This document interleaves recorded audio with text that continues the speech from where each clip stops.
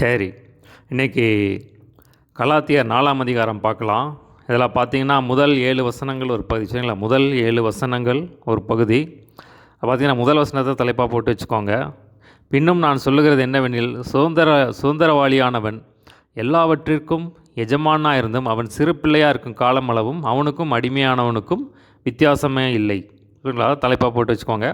ஆக்சுவலாக பார்த்தீங்கன்னா இது முன்னாடி அதிகாரத்துடைய தொடர்ச்சி, சரிங்களா?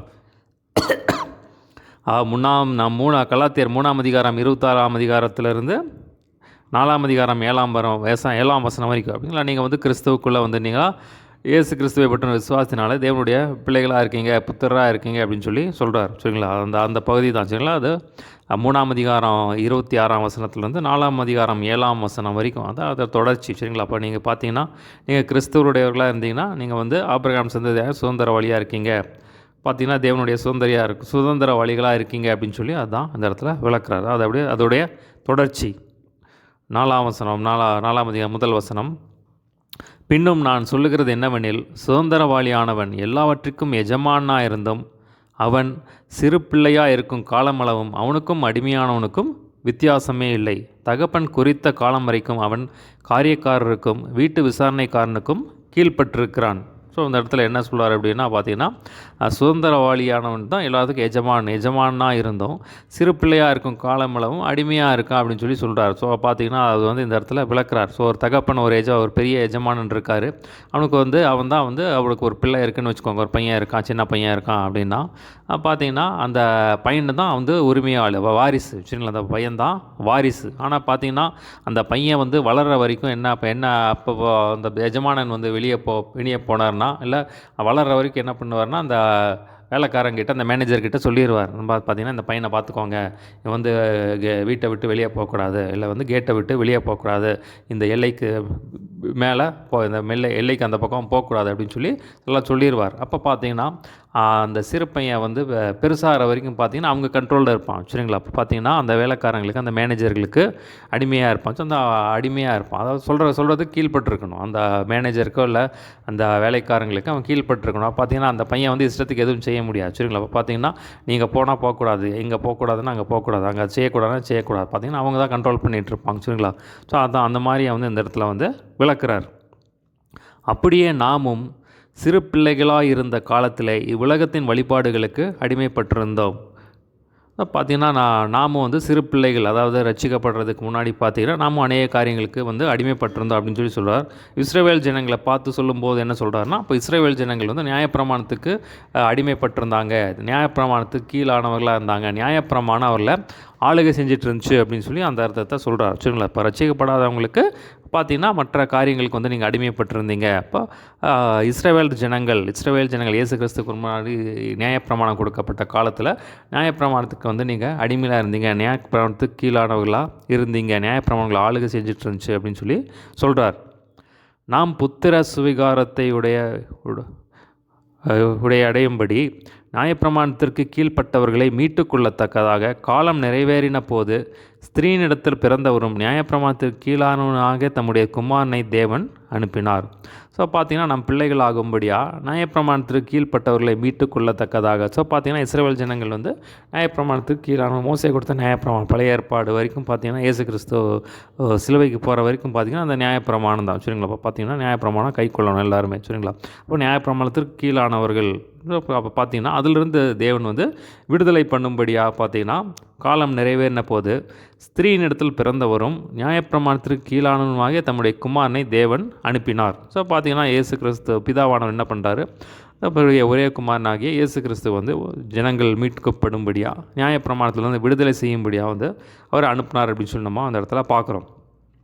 மேலும் நீங்கள் புத்திரராக இருக்கிறபடியினால் அப்பா பிதாவென்று கூப்பிடத்தக்கதாக தேவன் தமது குமாரனுடைய ஆவியை உங்கள் இருதயங்களில் அனுப்பினார். ஸோ பார்த்திங்கன்னா நீங்கள் வந்து புத்திரராக எப்போ நம்ம இயேசு கிறிஸ்துவை விசுவாசத்தை ஏற்றுக்கொள்கிறோமோ அப்போவே நம்ம வந்து தேவனுடைய பிள்ளைகளாக, தேவனுடைய புத்திரராக மாறிடுறோம். ஸோ தேவனுடைய பிள்ளைகளாக மாறிடுறோம் அப்படின்னு சொல்லி நம்ம அந்த இடத்துல பார்க்குறோம். அதான் நம்ம வேதத்தில் பார்க்குறோம். இந்த இடத்துல நம்ம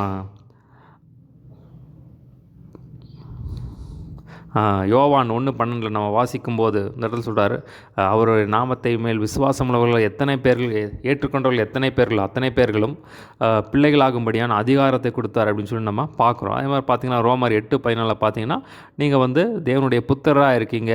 ஸோ பார்த்தீங்கன்னா தேவனுடைய புத்தராக இருக்கீங்க அப்படின்னு சொல்லி இந்த இடத்துல சொல்கிறார். சரிங்களா? பார்த்திங்கன்னா அதான் நம்ம மத்தேயு 6ஆம் அதிகாரத்தில் பார்க்குறோம். நம்ம வந்து அப்பா பிதாவேன்னு கூப்பிடக்கூடிய அப்பா பரமண்டில் இருக்கிற ஜெபத்தை சொல்லும்போது பரமண்டில் இருக்கிற பிதாவே அப்படின்னு சொல்லி நம்ம தேவன் நம்ம உரிமையோட கூப்பிடலாம் அப்படின்னு சொல்லி சொல்கிறார். சரிங்களா? இப்போ பார்த்திங்கன்னா பிள்ளைகளாகும்போது நம்ம தேவனுடைய பிள்ளைகள். சரிங்களா? எப்போ நம்ம ரசிக்கப்படுறோமா, இயேசு கிறிஸ்துவை சொந்த ரட்சகராக ஏற்றுக்கொள்கிறோம், அப்போவே நம்ம தேவனுடைய பிள்ளைகளாகிட்டோம் அப்படின்னு சொல்லி சொல்கிறார். சரிங்களா? அப்போ ஒரு பிள்ளை, ஒரு தகப்பன், அப்போ தகப்பன் என்ன செய்வார், ஒரு தகப்பனாக இருந்தால் அவர் நம்ம உரிமையோடு அவர்கிட்ட போய் கூப்பிடலாம். அப்பான்னு சொல்லி என்ன வேணாலும் நம்ம அவர்கிட்ட நம்ம பிரச்சனையெல்லாம் சொல்லலாம். அதான் நம்ம வேதத்தில் பார்க்குறோம். அவர் தாமே விசாரிக்கிறவர் அப்படின்னா உங்களுக்கு கவலைகள் இல்லாமல் மேல் வைத்து விடுங்கள்னு சொல்லி சொல்கிறார். சரிங்களா? பார்த்திங்க ஒரு சின்ன பிள்ளை என்ன பிரச்சனை வந்தாலும் அவள் பேரண்ட்ஸ்கிட்ட தான் வந்து சொல்லும், அப்பா கிட்ட சொல்லும், அம்மா கிட்ட சொல்லும். சரிங்களா? அப்போ அந்த மாதிரி தான் என்ன பிரச்சனை வந்தாலும் நம்ம வந்து அதை வேதத்தில் கர்த்தர் மேல் பாரத்தை வைத்து விடு, அவர் நம்ம பிதாவாக இருக்கிறார், நம்ம உரிமையோடு போய் அப்போ எனக்கு இதை செய்யுங்க அப்படின்னு சொல்லி நம்ம சொல்லலாம். சரிங்களா? அப்போ அதான் அந்த உரிமையை வந்து தேவன் நமக்கு கொடுத்துருக்குற, நம்ம விசாரிக்கிறவராக இருக்கிறார். தான் நம்ம மத்தேயு 7ஆம் அதிகாரத்தில் பார்க்குறோம். பொல்லாதவர்களான நீங்கள் உங்கள் பிள்ளைகளுக்கு நல்ல ஈவுகளை கொடுக்க அறிந்திருக்கும் போது பிதாவானவர் தம்மிடத்தில் வேண்டிக் கொள்கிறவர்களுக்கு நன்மையான தரும் அதிக நிச்சயமில்லை அப்படின்னு சொல்லி சொல்கிறார். நீங்கள் வேண்டிக் கொள்ளும் முன்னாடியே உங்களுக்கு என்ன தரணும்னு சொல்லி எனக்கு தெரியும் அப்படின்னு சொல்லி சொல்கிறார். சரிங்களா? அப்போ பார்த்தீங்கன்னா நன்மையான ஈவுகளை தருகிற தகப்பனாக இருக்கிறார், நம்மை விசாரிக்கிற தகப்பனாக இருக்கிறார். உரிமையோடு அவர்கிட்ட போய் வந்து எதையுமே சொல்லலாம், அவர் நம்மை புரிஞ்சுக்கொள்வார். ஸோ அவர் தகப்பனுக்கு தான் தெரியும் ஒரு பிள்ளை எது எங்கே கஷ்டப்படுது, ஆத்மா எப்படி பதப்பதைக்குது, என்ன கஷ்டத்தில் நடக்கிறாங்கன்னு சொல்லி அதை நம்மை பெற்ற தகப்பனுக்கு தான் தெரியும். சரிங்களா? பார்த்திங்கன்னா அதே மாதிரி இன்னொரு சைடில் பார்த்திங்கன்னா நம்ம எபிரேயர் 12ஆம் அதிகாரத்தில் நம்ம பார்க்குறோம். அப்புறம் நம்ம ஒரு பக்கத்தில் வந்து சிச்சிக்கிற தகப்பனாக இருக்கிறார். சரி, பார்த்திங்கன்னா என்ன ஏன் நம்ம சிச்சிக்கிறார் அப்படின்னா பார்த்திங்கன்னா நம்ம வேசி பிள்ளைகள் ஆகக்கூடாது அப்படின்னு சொல்லி தான் வந்து அந்த சிச்சிக்கிற தகப்பனாக இருக்கிறார். வச்சுக்கலாம். அப்போ பார்த்திங்கன்னா ஒரு பக்கம் வந்து நம்ம நடத்துகிற தேவனாக இருக்கிறார். பார்த்திங்கன்னா நம்ம வேதத்தில் பார்க்குறோம்.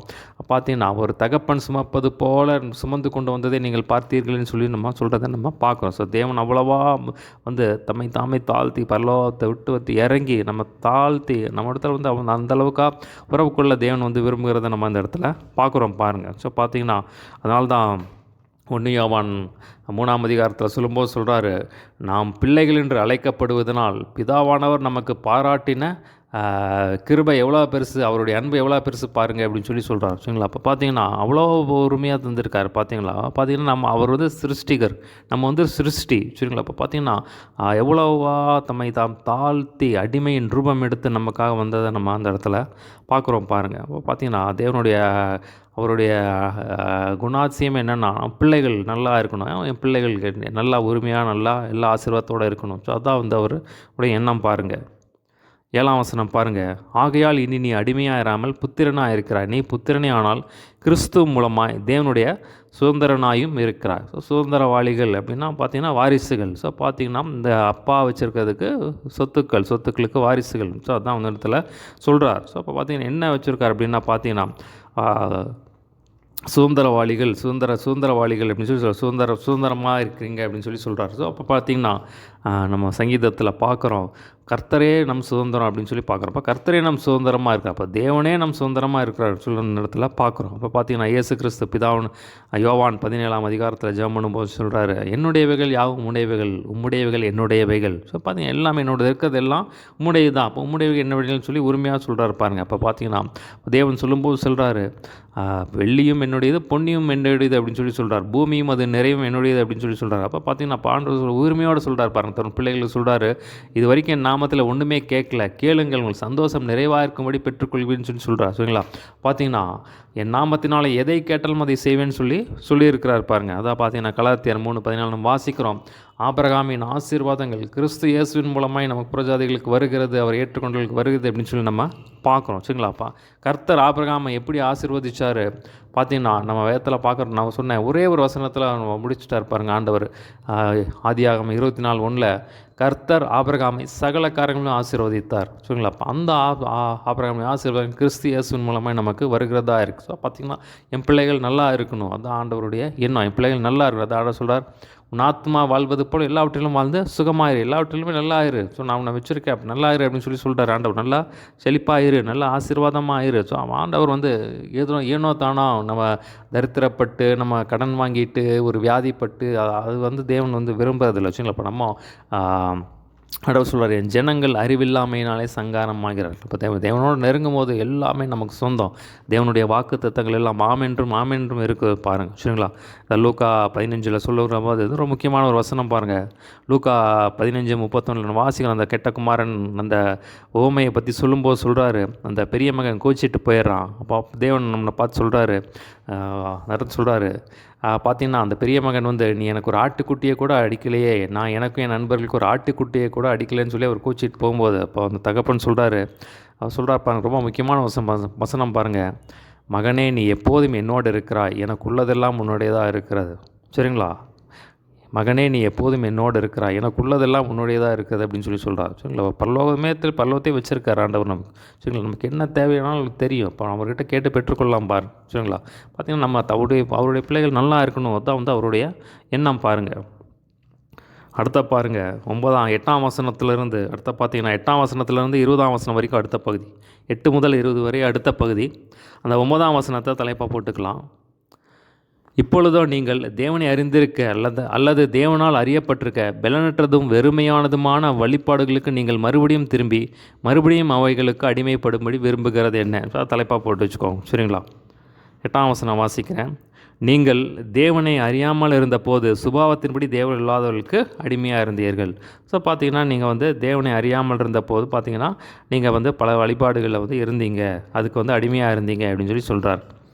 இப்பொழுதோ நீங்கள் தேவனை அறிந்திருக்கல, தேவனால் அறியப்பட்டிருக்க பலனற்றதும் வெறுமையானதுமான வழிபாடுகளுக்கு நீங்கள் மறுபடியும் அவர்களுக்கு அடிமைப்படுக விரும்புகிறது என்ன? நாட்களையும் மாதங்களையும் காலங்களையும் வருஷங்களையும் பார்க்கிறீர்களே. ஸோ இது என்ன சொல்கிறார் அப்படின்னா பார்த்தீங்கன்னா, நீங்கள் வந்து ரட்சிக்கப்பட்டதுக்கு பின்பாக பார்த்தீங்கன்னா நியாயப்பிரமாணத்திலிருந்து நீங்கள் விடுதலை ஆகிட்டீங்க. சரிங்களா, அப்போ நியாயப்பிரமாணத்திற்கு நீங்கள் அடிமைப்பட்டவர்கள் அல்ல, நியாயப்பிரமாணத்திற்கு கீழானவர்கள் அல்ல. ஏன்னா இயேசு கிறிஸ்து நியாயப்பிரமாணத்துக்கு ஒரு முற்றுப்புள்ளியை வச்சுட்டார். அப்போ புதிய மார்க்கத்தை தொடங்கிட்டார். அப்போ மறுபடியும் நீங்கள் பார்த்தீங்கன்னா அப்போ நியாயப்பிரமாணத்தின்படி இப்போ அந்த இஸ்ரவேல் ஜனங்கள்லாம் என்ன பண்ணுவாங்க அப்படின்னா பார்த்தீங்கன்னா ஓய்வு நாளை கொண்டாடுவாங்க. அதே மாதிரி பார்த்திங்கன்னா நிறையா பண்டிகைகளை கொண்டாடுவாங்க. ஸோ அதெல்லாம் நீங்கள் வந்து பார்க்க ஆரம்பிச்சிட்டிங்க, அதையெல்லாம் ஏன் பார்த்துட்ருக்கீங்க அப்படின்னு அதையெல்லாம் நீங்கள் ஏன் அனுசரிக்கிறீங்க? மறுபடியும் நீங்கள் இப்போ நியாயப்பிரமாணத்துக்குள்ளே போய் அதோடைய காரியங்கள்லாம் செஞ்சு அதுக்கு நீங்கள் ஏன் அடிமைப்படுறீங்க அப்படின்னு சொல்லி கேட்குறாரு. 11ஆம் வசனம் பாருங்கள். நான் உங்களுக்காக பிரயாசப்பட்டது வீணாய் போயிற்றோ என்று உங்களை குறித்து பயந்திருக்கிறேன். ஸோ பார்த்தீங்கன்னா இவர் வந்து இப்போ கஷ்டப்பட்டு சுவிசேஷத்தை சொல்லி இவர் ரட்சிப்புக்குள்ளே நடத்தியிருக்காரு. ஆனால் பார்த்தீங்கன்னா நீங்கள் மறுபடியும் நான் உங்களை எவ்வளோ கஷ்டப்பட்டு உங்கள் ரட்சிப்புக்குள்ளே நடத்தினேன், இப்போ மறுபடியும் வந்து அதெல்லாம் வந்து வீணாய் போயிற்றோ அப்படின்னு அப்பட்ட பிரயாசமெல்லாம் வீணாய் போயிற்றோ அப்படின்னு சொல்கிறார். சகோதரரே, என்னைப் போல் ஆகுங்கள் என்று உங்களை வேண்டிக் கொள்கிறேன். நான் உங்களைப் போலும் ஆனேனே, எனக்கு நீங்கள் அநியாயம் ஒன்றும் செய்யவில்லை. ஸோ பார்த்தீங்கன்னா அந்த இடத்துல சொல்கிறார், என்னை போல் ஆகுங்கள் என்று உங்களை வேண்டிக் கொள்கிறேன். அப்போ பார்த்தீங்கன்னா சொல்கிறாரு, நான் கிறிஸ்துவை பின்பற்றுறது போல் நீங்கள் என்னை பின்பற்றுகளாக இருங்க அப்படின்னு சொல்கிறார். ஸோ பார்த்தீங்கன்னா நீங்கள் வந்து சத்தியத்தின்படியாக நடங்க அப்படின்னு சொல்கிறார். நான் உங்களைப் போலும் ஆனானே, நீங்கள் எனக்கு அநியாயம் ஒன்றும் சொல்லி, நான் உங்களைப் போலும் ஆனேனே அப்படின்னா பார்த்தீங்கன்னா நம்ம 1 கொரிந்தியர் 9ஆம் அதிகாரத்தில் நம்ம பார்க்குறோம். அந்த இடத்துல சொல்கிறாரு, நான் நியாயப்பிரமாணம் இல்லாதவர்களை ஆதாயப்படுத்த நியாயப்பிரமாணம் இல்லாதவர்களைப் போல ஆனேன், நியாயப்பிரமாணத்துக்கு உட்பட்டவர்களை ஆதாயப்படுத்திக் கொள்ளும்படி நியாயப்பிரமாணத்துக்கு உட்பவர்களைப் போல ஆனேன். ஆனாலும் கிறிஸ்துவுக்குள்ளே இருந்தேன், பலவீனனை ஆதாயப்படுத்தி கொள்ளும்படிக்கு பலவீனனைப் போலும் ஆனேன், எப்படியாவது சிலரை நான் ரட்சிக்க பிடிக்கும், எல்லாருக்கும் எல்லாம் ஆனேன் அப்படின்னு சொல்கிறத அதான் சொல்கிறார். அப்போ நான் உங்களை போல் ஆனேன், உங்களை போல் மாறி உங்களை எப்படியாவது ஆதாயப்படுத்தணும் அப்படிங்கிறதுக்காக நிறைய தந்திரத்தினாலே உங்களை பிடித்தோன்னு சொல்கிறார். சரிங்களா, அப்போ பார்த்தீங்கன்னா எப்படியாவது ரொம்ப கஷ்டப்பட்டு ரொம்ப பிரயாசப்பட்டு தான் உங்களுக்கு நான் வந்து உங்களை இந்த சுவிசேஷத்தை கொண்டு வந்தேன் அப்படின்னு சொல்கிறார். எனக்கு நீங்கள் அநியாயம் ஒன்றும் செய்யவில்லை, உங்களுக்கு தெரிந்திருக்கிறபடி நான் சரீர பலவீனத்தோடு முதலாந்தரம் உங்களுக்கு சுவிசேஷத்தை பிரசங்கித்தேன். அப்படி இருந்தும் என் சரீரத்தில் உண்டாயிருக்க சோதனையை நீங்கள் அசட்டை பண்ணாமலும் அரோசியாமலும் தேவதூதனை போலும் கிறிஸ்து இயேசுவை போலும் என்னை ஏற்றுக்கொண்டீர்கள். ஸோ ரொம்ப சரீர பலவீனத்தோடு வந்து நான் உங்கள் இடத்துல வந்து சுவிசேஷத்தை வந்து பிரசங்கம் பண்ணேன் நான். ஆனால் அப்படி இருந்து வந்து என் பலவீனத்தை நீங்கள் வந்து அசட்டை பண்ணாமல் நான் சொன்ன சுவிசேஷத்தை நீங்கள் உடனே வந்து ஒரு தேவதூதனை போலவும் இயேசு கிறிஸ்துவை போலவே வந்து ஏற்றுக்கொண்டீங்க. என்னை நீங்கள் ஏற்றுக்கொண்டீங்க, என் சுவிசேஷத்தை ஏற்றுக்கொண்டீங்க, என் வசனத்தை கேட்டீங்க. அப்போ பார்த்தீங்கன்னா தேவனுடைய வசனத்தை வந்து நீங்கள் கேட்டு ரட்சிக்கப்பட்டீங்க அப்படின்னு சொல்கிறார். அப்பொழுது நீங்கள் கொண்டிருந்த ஆனந்த பாக்கியம் எங்கே? உங்கள் கண்களை பிடிந்து எனக்கு கொடுக்க கூடுமானால் அப்படியும் செய்திருப்பீர்கள் என்று உங்களுக்கு சாட்சியாக சொல்கிறேன். நான் உங்களுக்கு சத்தியத்தை சொன்னதினாலே உங்களுக்கு சத்துருவானேனோ. ஸோ பார்த்தீங்கன்னா நீங்கள் வந்து ரட்சிக்கப்படும் போது எவ்வளோ சந்தோஷமாக இருந்தீங்க. அப்போ பார்த்தீங்கன்னா உங்கள் கண்ணை கொடுங்கன்னு கூட நீங்கள் வந்து சொல்லியிருந்தா உங்கள் கண்ணை கூட நீங்கள் எனக்கு கொடுத்துருப்பேன். அந்தளவுக்கு வந்து நீங்கள் வந்து ரொம்ப சந்தோஷமாக இருந்தீங்க. ஆனால் இப்போ பார்த்தீங்கன்னா நான் உங்களுக்கு சத்தியத்தை சொன்னதுனால உங்களுக்கு சத்துருவானேன் அப்படின்னு சொல்கிறார். அப்போ பார்த்தீங்கன்னா என்ன சத்தியத்தை சொன்னார் அப்படின்னா வந்து நியாயப்பிரமாணத்துக்கு காரியங்கள் தேவையில்லை, விருத்த சேதனம் தேவையில்லை, ஓய்வு நாள் தேவையில்லை.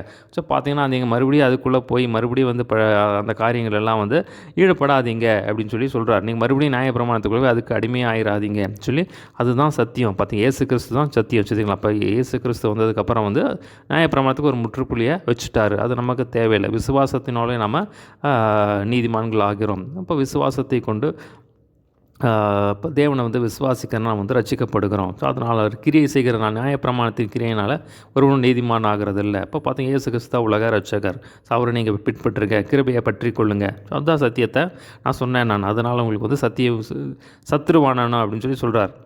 அவர்கள் உங்களை நாடி வைராக்கியம் பாராட்டுகிறார்கள். ஆகிலும் நல்மனதோடு அப்படி செய்யாமல் நீங்கள் அவர்களை நாடி வைராக்கியம் பாராட்டப்பட்டு உங்களை புறம்பாக்க விரும்புகிறார்கள். ஸோ அவர்கள் அப்படிங்கிறவங்க யாருன்னா பார்த்தீங்கன்னா கள்ள சகோதரர்கள். பார்த்திங்கன்னா அதாவது கள்ள போதகர்கள் சரிங்களா. கள்ள போதகர்கள் கள்ள காரியங்களை கொண்டு வந்து மறுபடியும் நியாயப்பிரமாணத்தை உள்ள புகுத்த பார்க்குறாங்க சரிங்களா. நியாயப்பிரமாணத்தை உள்ள புகுத்து இப்படியாவது அவர்களை வந்து இடர பண்ணும்படியாக அவர் நியாயப்பிரமாணத்துக்கு அடிமைப்படுத்துகிறவர்களாக பார்க்குறாங்க. ஸோ அப்படி நீங்கள் வந்து அப்படி செய்யாதீங்க அப்படின்னு சொல்லி சொல்கிறாரு.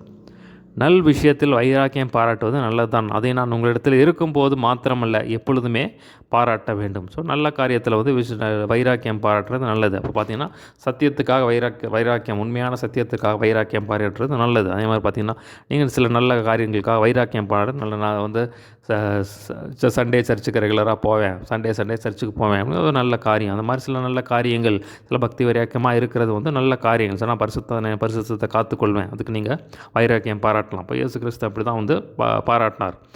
உண்மை வீட்டை குறித்து உண்டாகின வைராக்கியம்னு வந்து என்ன பச்சித்தது அப்படின்னு சொல்லி சொல்கிறார். ஸோ பார்த்தீங்கன்னா நல்ல காரியத்தில் வந்து நீங்கள் வந்து வைராக்கியம் பாராட்டுறது நல்லது தான். அப்போ அது எப்போதுமே பாராட்டணும் அப்படின்னு சொல்லி சொல்கிறார். 19ஆம் வசனம் பாருங்கள், முக்கியமான வசனம்.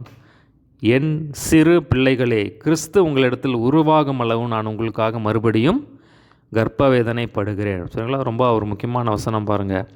என் சிறு பிள்ளைகளே, கிறிஸ்து உங்களிடத்தில் உருவாகும் அளவும் நான் உங்களுக்காக மறுபடியும் கர்ப்பவேதனைப்படுகிறேன். சரிங்களா, இப்போ இந்த ஜனங்கள் எல்லாம் பார்த்திங்கன்னா ரட்சிக்கப்பட்டிருக்காங்க. சரிங்களா, அப்போ பார்த்திங்கன்னா ரட்சிக்கப்பட்டவுடனே ஒருத்தர் ரட்சிக்கப்பட்டாங்க அப்படின்னா அந்த எவ்வளோ வயசு எப்போ ரட்சிக்கப்பட்டாங்க அது கணக்கு கிடையாது. அப்போ ஒருத்தர் ரட்சிக்கப்பட்டாங்க அப்படின்னா அப்போ தான் கிறிஸ்து அவங்களுக்குள்ளே வர்றார், கிறிஸ்து அவங்களுக்குள்ளே உருவாகிறார். இனிமேல் பார்த்திங்கன்னா அவங்களுக்குள்ளே கிறிஸ்துவின் சுபாவம் உருவாகணும். இப்போ கிறிஸ்துவின் சிந்தை உருவாகணும். ஸோ கிறிஸ்து தேவ வேத வசனம்லாம் அவங்களுக்குள்ளே போகணும், வேத வசனத்துப்படியாக அவங்க நடக்கணும். ஸோ இது வந்து ஒரு சாதாரண காரியம் இல்லை. சரிங்களா, அவளுக்குள்ளே இயேசு கிறிஸ்துவின் ஆவியின் கனிகள் வரணும். அப்போ இயேசு கிறிஸ்துக்கு பிரியமாக நடக்கணும், வசனத்தின்படியாக நடக்கணும், ஜெபம் பண்ணி பழகணும். ஸோ பார்த்திங்கன்னா இதெல்லாம் ஒரு கஷ்டமான காரியம் பாருங்கள். ஆனால் பார்த்திங்கன்னா சபை போதகர்கள் வந்து எவ்வளோ கஷ்டப்படுறாங்க பாருங்கள். சரிங்களா, சபை போதகர்கள் பார்த்திங்கன்னா ஒரு ஆத்மாவை கொண்டு வந்து அவங்கள வழி நடத்தி அவங்களுடைய கட்டுகள் எல்லாம் உடைச்சி கிறிஸ்துவுக்குள்ளே நடத்துகிறது ஒரு பெரிய காரியம் பாருங்கள். அதான் சொல்கிறார், சிறு பிள்ளைகளே. ஸோ சிறு பிள்ளைகள்னால் குழந்தைங்க கிடையாது இது. ஸோ பார்த்திங்கன்னா கிறிஸ்துவுக்குள்ளே வந்தவங்க. சரிங்களா, அதாவது புறஜாதியிலேருந்து ரட்சிக்கப்பட்டு வந்திருப்பாங்க. அதே மாதிரி பார்த்திங்கன்னா யூதர்களிருந்து நியாயப்பிரமாணத்தை கை கொண்டிருக்கிற இஸ்ரவேல் ஜனங்கள் ஸோ ரட்சிக்கப்பட்டு இயேசு கிறிஸ்துக்குள்ளே வந்திருப்பாங்க. ஸோ அவங்க பார்த்திங்கன்னா கிறிஸ்துவுக்குள்ளே குழந்தைகள் தான். சரிங்களா, அப்போ பார்த்திங்கன்னா கிறிஸ்துவின் சுபாவம் அவங்களுக்குள்ளே உருவாகணும், ஆவியின் கனி அவங்களுக்குள்ளே வரணும். இப்போ கிறிஸ்துவின் சுபாவம் அவங்களுக்குள்ளே வரணும், தேவனுடைய திட்டங்கள் அவங்களுக்குள்ளே வரணும், தேவனுக்கு குறித்து என்ன சித்தம் வச்சுருக்கிறோ அதைப்படி அவங்க செயல்படுத்தி அவங்கள உருவாக்கணும். சரிங்களா, அப்போ இதான் சொல்கிறார், கிறிஸ்து உங்களுக்குள்ளே மறுபடியும் உருவாகணும், மறுபடியும் கர்ப்பவேதனைப்படுகிறேன். அதனால தான் பார்த்திங்கன்னா அவங்களுக்காக நம்ம பாஸ்டர்ஸ் எல்லாம் ஜெபம் பண்ணுறாங்க. அதனால தான் ஜெப கூட்டம் வைக்கிறாங்க, உபவாசம் கூட்டம் வைக்கிறாங்க, நிறையா பைபிள் டீச்சிங்ஸ் வைக்கிறாங்க, நிறையா போதகங்கள் சொல்கிறாங்க. ஸோ அதெல்லாம் பார்த்திங்கன்னா கிறிஸ்து வளர்றது. கிறிஸ்து உங்களுக்குள்ளே உருவாகணும், கிறிஸ்துவின் சுந்தர தேவன் நமக்காக என்ன வச்சுருக்கிறாரோ அதை தெரிஞ்சு அதை நோக்கி நம்ம செய்ய வைக்கிறது. சரிங்களா, அதான் இந்த இடத்துல சொல்கிறார். ஸோ பார்த்திங்கன்னா அதே மாதிரி குழந்தைங்களை பார்த்திங்கன்னா இப்போ பேரண்ட்ஸ் பார்த்திங்கன்னா அவங்கள எப்படி ட்ரெயின் பண்ணி கொண்டு வராங்க பாருங்கள். சரிங்களா, பார்த்திங்கன்னா அதனால தான் ஆண்டவர் சொல்கிறார், நீங்கள் உங்களுக்காக உங்கள் பிள்ளைகளுக்காகவும் வந்து அழுங்கள் அப்படின்னு சொல்லி சொல்கிறார். உங்களுக்காக மன்றாடுகிறேன், கர்ப்பவேதனைப்படுகிறேன் அப்படின்னு சொல்கிறார். பார்த்து அவங்களுக்காக ஜெபம் பண்ணு பாருங்கள், அவங்களுக்காக வந்து வசனத்தை விதைக்கணும் பாருங்கள், வசனத்தை விதைச்சு கண்ணீரோடு ஜெபம் பண்ண அவங்களுக்காக மன்றாடணும். அப்போ தான் கிறிஸ்து உருவாகுவார். சரிங்களா, ஒருத்தர் வந்து கருத்துக்குள்ளே வந்து அப்படி ஸ்டெடியாக நிற்கிறது தான் ஒரு சாதாரண விஷயம் கிடையாது சரிங்களா. சாத்தான் அவ்வளோவா போராடுவான். நீங்கள் பழைய வழிபாடுகள்லேருந்து வந்திருப்பீங்க, பழைய விக்கிரகத்திலேருந்து வந்திருப்பீங்க, பழைய பல சடங்கு சம்பிரதாயத்துலேருந்து வந்திருப்பீங்க. அப்போ பார்த்தீங்கன்னா அப்போ நீங்கள் ரட்சிக்கப்பட்டன என்ன ஆகுது அப்படின்னா, தேவன் என்ன பண்ணுறாரு, இருளின் ராஜ்யத்திலேருந்து சாத்தானுடைய ராஜ்யத்திலேருந்து தேவன் தம்முடைய ராஜ்யத்துக்குள்ளே கொண்டு வந்து உங்களை சேர்த்துடுறாரு. ஸோ பார்த்தீங்கன்னா அந்த ஆவிகளெல்லாம் எதிர்த்து நிற்கும் பாருங்கள் சரிங்களா. மறுபடியும் பாவம் ஒரு பக்கம் பிடிச்சி இழுக்கும், மற்றும் மாம்சம் ஒரு பக்கம் பிடிச்சி இழுக்கும். ஸோ பார்த்தீங்கன்னா பலவிதமான போராட்டங்கள் வரும். எல்லாம் தாண்டி தேவ வசனம் உள்ளே போய் நீங்கள் வந்து ஸ்டெடியாகி கர்த்தருக்குள்ளே நிற்கிறது வந்து ஒரு பெரிய ஒரு சவால் தான் பாருங்கள். ஸோ அதான் சொல்கிறார், கிறிஸ்து உங்களிடத்தில் உருவாகமெல்லாம் உங்களுக்காக கர்ப்ப வேதனைப்படுகிறேன். ஒரு ஸ்டெடியாகிறது வந்து அவ்வளோ சுலபமான காரியம் கிடையாது சரிங்களா. அப்போ நானும் அந்த ஹிந்து குடும்பத்திலேருந்து தான் வந்தேன். நான் சொன்னேன் எத்தனை போராட்டங்கள் எத்தனை தாண்டி வர்றது வந்து அப்படி வந்து கிறிஸ்துவுக்குள்ளே வந்து இப்படி நிற்கிறது வந்து அவ்வளோ லேசான காரியம் கிடையாது சரிங்களா. அப்போ அதுக்காக வந்து எத்தனையோ பேர் ஜெபம் பண்ணியிருக்காங்க, எல்லாம் போராடி இருக்காங்க. ஸோ அதான் சொல்கிறார், உங்களை குறித்து நான் சந்தேகப்படுகிறபடினால் நான் இப்போது உங்களிடத்தில் வந்திருந்து வேறு வகையாக பேச விரும்புகிறேன். ஸோ பார்த்தீங்கன்னா நான் லெட்டரில் என்னதான் இருந்தனாலும் வந்து ஒரு சரிப்பட்டு வராது, நான் நேரில் வந்து உங்களோட பேசுகிறேன் அப்படின்னு சொல்லி சொல்கிறார். அடுத்த பாருங்கள், 21ஆம் வசனத்திலிருந்து 31ஆம் வசனம் வரைக்கும் கடைசி பகுதி, 21லேருந்து 31 வரைக்கும் கடைசி பகுதி. அந்த 22ஆம் வசனத்தை தலைப்பாக போட்டு வச்சுக்கலாம் சரிங்களா. 22ஆம் வசனத்தை தலைப்பாக போட்டு வச்சுக்கலாம். ஆபிரகாமுக்கு 2 குமாரர் இருந்தார்கள் என்று எழுதியிருக்கிறது. ஒருவன் அடிமையானவனிடத்தில் பிறந்தவன், ஒருவன் சுயாதீனம் உள்ளவிடத்தில் பிறந்தவன். ஸோ அதை தலைப்பாக போட்டு வச்சுக்கோங்க. நியாயப்பிரமாணத்திற்கு கீழ்ப்பட்டிருக்க விரும்புகிற நீங்கள் நியாயப்பிரமாணத்தம் சொல்லுகிறதை கேட்கிறது இல்லையா? இது எனக்கு சொல்லப்போ நியாயப்பிரமாணத்திற்கு நீங்கள் கீழ்ப்பட்டிருக்கணும்னு நினைக்கிறீங்களே, அப்போ பார்த்தீங்கன்னா நியாயப்பிரமாணம் என்ன சொல்லுது அப்படின்னு சொல்லி அதிலிருந்து விளக்குறார். ஆபிரகாமுக்கு 2 குமாரர் இருந்தார்கள் என்று எழுதியிருக்கிறது.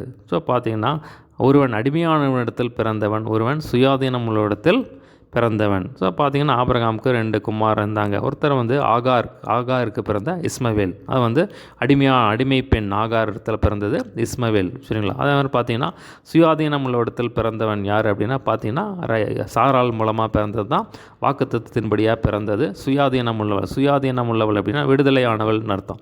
ஒன்று அடிமை இடத்துல, ஒன்று வந்து சுயாதீனம் உள்ளவள் விடுதலையானவள்னு அர்த்தம் சரிங்களா. அப்போ சுயாதீனம் உள்ளவள்னால் விடுதலையாக இருக்கிற பெண், விடுதலையாக இருக்கிற பெண் பிறந்தவள் சாராள்கிட்ட பிறந்தது தான் ஈசாக்.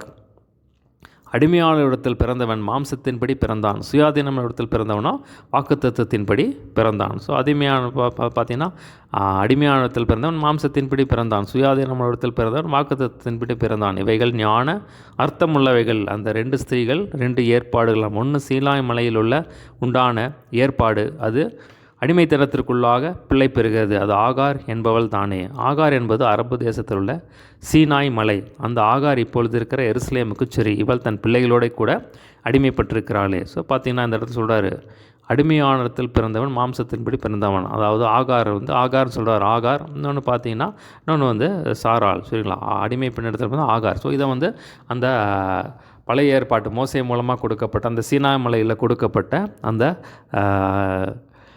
மோசேகிட்ட ஆண்டவர் கொடுத்த அந்த நியாயப்பிரமாணத்தை பற்றி சொல்கிறார். சொல்லி பழைய ஏற்பாட்டு நியாயப்பிரமாணத்தை பற்றி சொல்கிறார். அது இப்பொழுது இருக்கிற எருசலேமுக்கு சரி, இவள் தன் பிள்ளைகளோடே அடிமைப்பட்டிருக்கிறாளே. ஸோ இப்போ பார்த்தீங்கன்னா எருசலேம் இப்போ இருக்கிற எருசலேமில் இருக்கிற ஜனங்கள் பார்த்தீங்கன்னா இப்போ நியாயப்பிரமாணத்தை கை கொண்டிருக்கிறாங்க சரிங்களா. நியாயப்பிரமாணத்தை கை கொண்டிருக்கிறாங்க. இன்னும் பார்த்திங்கன்னா அவங்களுக்கு வந்து இயேசுன்னா தெரியாது. அதனால தான் பார்த்திங்கன்னா இப்போ இருக்கிற ஜனங்கள் இப்போ பார்த்திங்கன்னா அவங்க நியாயப்பிரமாணத்தை வச்சுட்ருக்காங்க. ஸோ இயேசு கிறிஸ்துவ அவங்க வந்து ஏற்றுக்கொண்டிருக்க மாட்டாங்க. ஸோ பார்த்திங்கன்னா அவங்க வந்து பழைய ஏற்பாட்டை தான் வச்சுருக்காங்க. பார்த்திங்கன்னா அவங்க வந்து இந்த மாதிரி பழைய ஏற்பாட்டை அவங்க தான் வந்து அடிமையாக இருக்காங்க, தன் பிள்ளைகளோடு அடிமைப்பட்டிருக்காங்க அப்படின்னு சொல்லி சொல்கிறார். 26ஆம் வசனம் பாருங்கள். மேலான எருசலேமோ சுயாதீனம் உள்ளவள், அவளே நம்ம எல்லாருக்கும் தாயானவள். ஸோ மேலான எருசலேம் அப்படிங்கிறது வந்து இப்போ இயேசு கிறிஸ்து மூலமாக பிறந்த ஜனங்கள். ஸோ அவளே நம்ம எல்லாருக்கும் தாயானவள். ஸோ பார்த்திங்கன்னா புதிய ஏற்பாடு அப்போ பார்த்திங்கன்னா ஆகார் வந்து அடிமை பெண். அதே மாதிரி பார்த்திங்கன்னா சாராள் பார்த்திங்கன்னா சுயாதீனம் இடத்துக்கு அதாவது மேலான எருசலேம் அப்படின்னு சொல்லி சொல்கிறார். அவளே மேலான எருசலேமோ சுயாதீனம் உள்ளவள், அவளே நம்ம எல்லாருக்கும் தாயானவள்.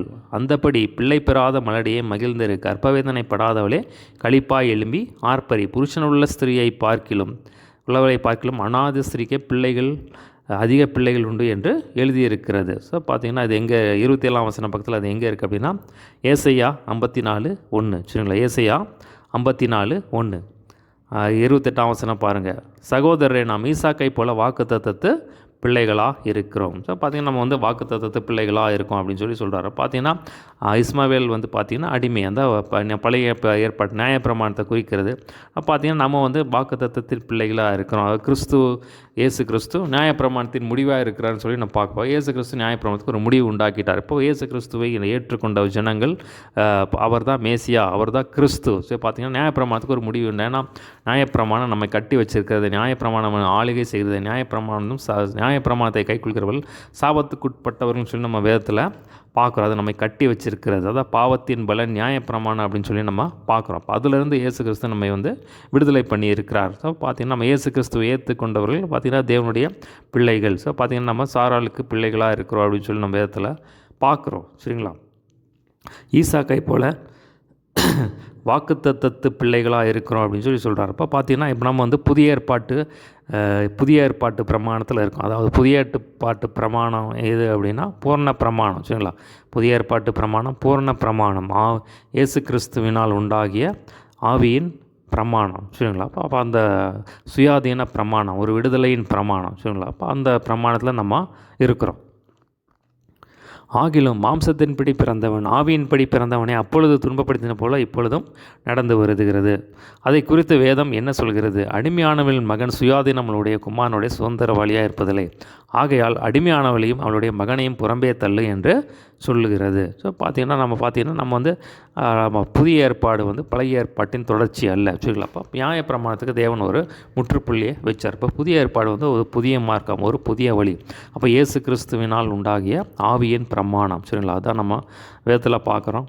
எபிரேயர் 10:19 இயேசு கிறிஸ்து அந்த மாம்சத்தின் திரை வழியாய் போய் புதிதும் ஜீவனுமான ஒரு மார்க்கத்தை உண்டு பண்ணினார். ஸோ புதிய ஏற்பாடு பார்த்தீங்கன்னா இயேசு கிறிஸ்துவினால் உண்டாகிய ஆவியின் பிரமாணம், ஒரு பூர்ண பிரமாணம், விடுதலையின் பிரமாணம். சரிங்களா. சுயாதீன பிரமாணம். சரிங்களா. அதான் பார்த்தீங்கன்னா நம்ம பார்க்குறோம். அப்போ பார்த்தீங்கன்னா இப்போ பழைய ஏற்பாட்டை நியாயப்பிரமாணத்தை என்ன சொல்கிறாரு? அது ஆகையால் அடிமையானவனையும் அவளுடைய மகனையும் புறம்பே தள்ளு என்று சொல்கிறது. ஸோ பார்த்தீங்கன்னா அவங்களுக்கு இஸ்மாவேலுக்கு ஈசாக்குக்கு பிரச்சனை வந்துச்சு. பிரச்சனை வந்ததுனால ஆண்டவர் சொல்கிறார், நீ வந்து உங்களுக்கு வந்து விசனப்பட வேண்டாம், நீ வந்து ஆபிரகாம் பார்த்து சொல்கிறார், நீ வந்து ஆகாரையும் மகனையும் வந்து உடனே பார்த்தீங்கன்னா அவர் என்ன பண்ணுறாரு? நிறையா பொருள்களை உடைமைகளை கொடுத்து விட்டு அனுப்பி விட்டுறாரு. சரிங்களா. பார்த்தீங்கன்னா அடிமையானவர்களுடைய மகனையும் புறம்பே தள்ளு. இப்போ பார்த்தீங்கன்னா நியாயப்பிரமாணத்துக்கு நம்ம அடிமைப்பட்டவர்கள் அல்ல, கிறிஸ்துவின் பூர்ண பிரமாணத்துக்கு கீழ்ப்பட்டவர்கள், கிருபைக்கு கீழ்ப்பட்டவர்கள், புதிய ஏற்பாட்டுக்கு வந்து நீ கை கொள்ளுங்கன்னு அந்த மாதிரி சொல்கிறார். இப்படி இருக்க சகோதரரே, நாம் அடிமையானவர்களுக்கு பிள்ளைகளாக இராமல் சுயாதீனம் உள்ளவர்களுக்கு பிள்ளைகளாக இருக்கிறோம். ஸோ பார்த்திங்கன்னா நியாயப்பிரமாணத்துக்கு நாங்கள் அடிமைப்பட்டவர்கள் அல்ல, அதுலேருந்து விடுதலையாகி சுயாதீன பிரமாணத்துக்குள்ளே வந்துட்டோம். எப்போ நம்ம கிறிஸ்துவை ஏற்றுக்கொண்டோமோ அப்போ தேவனுடைய பிள்ளைகளாக இருக்கோம், தேவனுடைய ராஜ்யத்துக்குள்ளே வந்துட்டோம், கிருபைக்கு கீழ்ப்பட்டிருக்கிறோம் அப்படின்னு சொல்லி அதை சொல்கிறார். சரிங்களா. ஸோ இதில் என்ன பார்த்தோம் அப்படின்னா பார்த்தீங்கன்னா அப்பா பிதாவேன்னு கூப்பிடக்கூடிய புத்திர சுவீகாரத்தின் ஆவி தேவன் நம்ம கொடுத்துருக்கிறார். அப்போ நீங்கள் பிள்ளைகளான சுதந்திரவாளிகளாக இருக்கீங்கன்னு சொல்லி அந்த காரியத்தை சொல்கிறார். அதே மாதிரி பார்த்தீங்கன்னா நீங்கள் மறுபடியும் போய் நீங்கள் நியாயப்பிரமாணத்துக்குள்ளே போய் அதை வந்து கை கொண்டுட்ருக்காதீங்க. நீங்கள் பார்த்தீங்கன்னா என்ன மாதிரி நீங்கள் மாறுங்க. பார்த்தீங்கன்னா கிறிஸ்து உங்களிடத்தில் உருவாகும்னு சொல்லி உங்களுக்காக வந்து நான் வந்து கர்ப்ப வேதனைப்படுகிறேன்னு சொல்லி அந்த காரியத்தை சொல்கிறாரு. அது மாதிரி பார்த்தீங்கன்னா மறுபடியும் அதை வந்து பழைய ஏற்பாட்டை வச்சு அதை வந்து விளக்குறாரு. ஸோ எப்படி நியாயப்பிரமாணம் அதை வந்து நீங்கள் தள்ளி போடுங்க, அதுக்கு தேவன் ஒரு முடிவு உண்டாக்குனார் அப்படின்னு சொல்லி ஆபிரகாமுக்கு 2 பிள்ளைகள் இருந்தாங்க. ஸோ பார்த்தீங்கன்னா ஒன்று அடிமையான இடத்தில் பிறந்த, ஒன்று சுயாதீனமான இடத்தில் பிறந்தவன். நம்ம வந்து இப்போ அடிமையானவனை வந்து புறம்பே தள்ளு. அப்போ பார்த்தீங்கன்னா நீங்கள் வந்து கிறிஸ்துவனுடைய பிள்ளைகள். அப்போ பார்த்தீங்கன்னா நியாயப்பிரமாணம் வந்து நமக்கு வந்து வேண்டாம், அதுக்கு வந்து மறுபடியும் நீங்கள் அடிமைப்பட விரும்பாதீங்கன்னு சொல்லி அந்த காரியத்தை இந்த இடத்துல விளக்குறார். சரிங்களா. அப்போ நியாயப்பிரமாணத்தின் கிரியைகள் நமக்கு தேவையில்லை அப்படின்னு சொல்லி அதை தான் அந்த இடத்துல சொல்கிறார். சரிங்களா. ஒரு சின்ன ஜெபம் பண்ணி முடிச்சிடலாம். ஏசப்பா, நீர் எங்களோடு பேசின வார்த்தைக்காய் நன்றி. நீர் கற்றுக் கொடுத்த வார்த்தைகளுக்காக நமக்கு நன்றி செலுத்துகிறோம் ஆண்டவரே. அப்பா பிதாவே என்று கூப்பிடுகிற புத்திர சுகாரத்தின் தந்தீரே, அதுக்காக நமக்கு நன்றி ஆண்டவரே. தேவனுடைய உம்முடைய சுதந்திரவாளியாக எங்களை மாற்றியிருக்கிறதுக்காக நமக்கு நன்றி செலுத்துகிறோம் ஆண்டவரே. ஏசப்பா, கிறிஸ்து எங்கள் இடத்துல இன்னும் உருவாகட்டும் ஆண்டவரை, இன்னும் வளரட்டும் ஆண்டவரே. ஏசப்பா, நீர் எங்களுக்காக வைத்திருக்கிற எங்களுக்கு பாராட்டின கிருபைகளுக்காய் நன்றி ஆண்டவரே. இந்த பூர்ண பிரமாணத்துக்காய், ஆவியின் பிரமாணத்துக்காய் நமக்கு நன்றி செலுத்துகிறோம் ஆண்டவரே. ஏசப்பா, இன்னும் உங்களை வளர கிருபை பாராட்டுங்க. துதிகன மகிமையை நமக்கு செலுத்துகிறோம். இயேசுவின் நாமத்தில் எல்லாவற்றையும் கேட்குறோம் ஜீவன் நல்ல பிதாவே. ஆமென்.